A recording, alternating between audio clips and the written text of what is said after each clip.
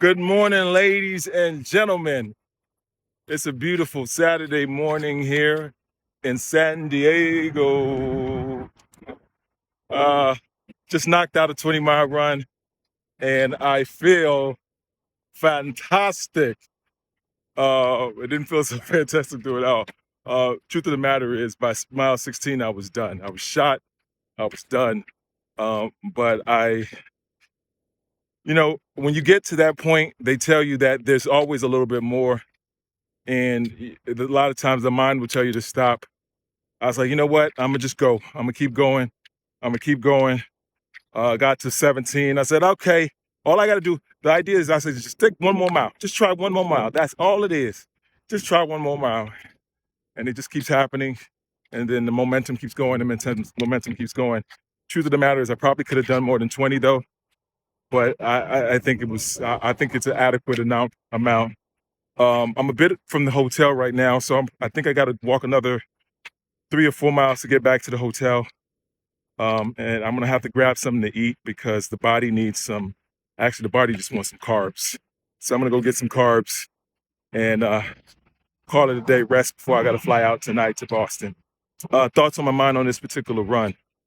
Um, I'm gonna tell you something that's really interesting. I'm reading this book called When God Winks, and it talks about how there's no coincidences in this lifetime. And wherever you're supposed to be, things you're supposed to do, you've already kind of know it, things of the sort.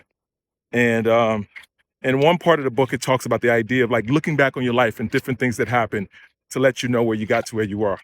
Well, I'm gonna tell you about what I'm doing right now, like this running, this long walking, these ultra marathons and things of the sort that I'm going and leading to. I was thinking about 4 different things in my lifetime that let me know that this was my path without me even really knowing it.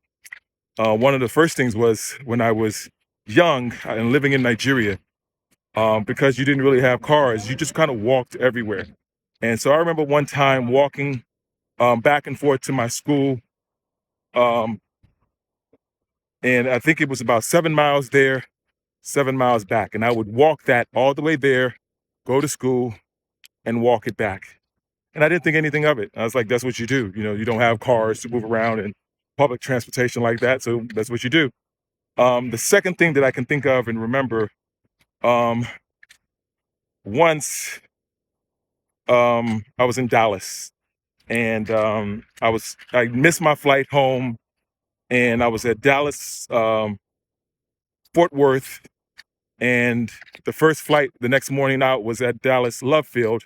So the idea was like, hey, let me just go walk, at least walk to the train station, like walk in the middle of the night because there was no hotels and things of the sort. And I'll walk to the train station. They'll take me to Love Field. But it was too early, so I just kept walking. I kept walking. The distance between both hotels were 17 miles. I got off track. I ended up doing about 19 miles. And I did this in all full uniform with my bags and things of the sort. It was just an odd thing, but I just did it. Um, Third thing that I can think of, um, my stepdaughter's dad was dating a girl that was doing the Leadville 100. Good morning.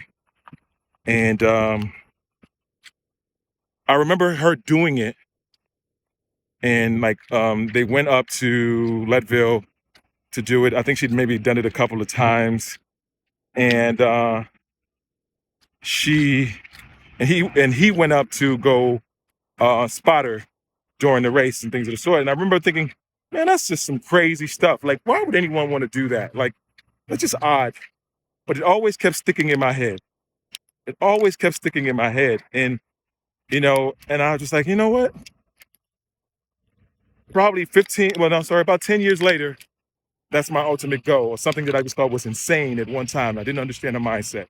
The last thing that I can think of is I was with my wife and we went to go visit her friend in Eureka. And I remember there was a gentleman that I saw who was running backwards, if I remember correctly.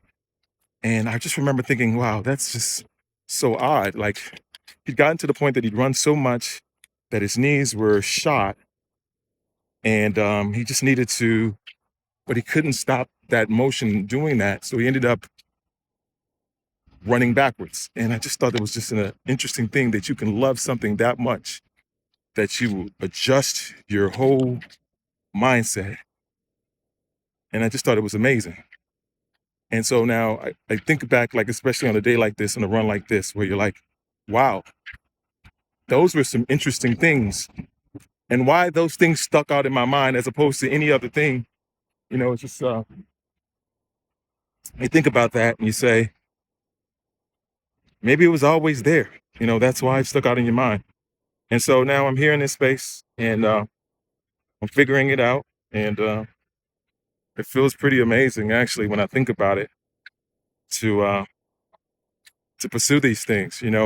I think initially the idea was to do the Leadville 100, and I still want to do it, but I want to go further. I want to go harder. I want to go stronger. And I know I have it in me. So, hey, let's go. Anyway, be blessed today and every day. Sorry this one took so long. Just have to get these thoughts out of my mind. Peace.